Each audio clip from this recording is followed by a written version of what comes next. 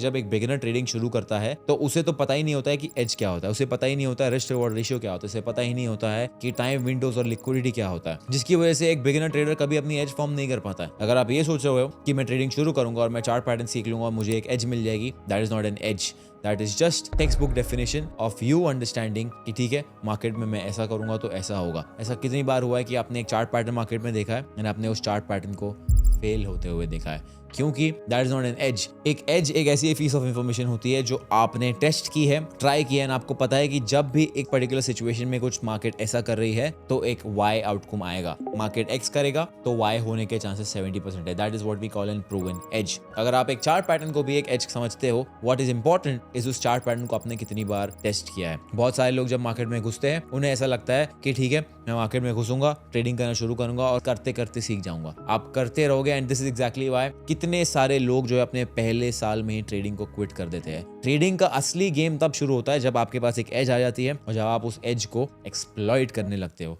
अगर मेरे पास एक एज आ गई, मान लीजिए मेरे पास एक स्ट्रैटेजी आ गई जिसमें मुझे पता है 70% का विन रेट है, 1:2 का रिस्क रिवॉर्ड रेशियो मिलने वाला है, दैट इज एन एज। मेरी असली ट्रेडिंग जर्नी तब शुरू होगी जब मेरे पास एज आ जाएगी और मैं उस एज को यूज करना शुरू करूंगा। Anything before that of your journey is just learning and gambling.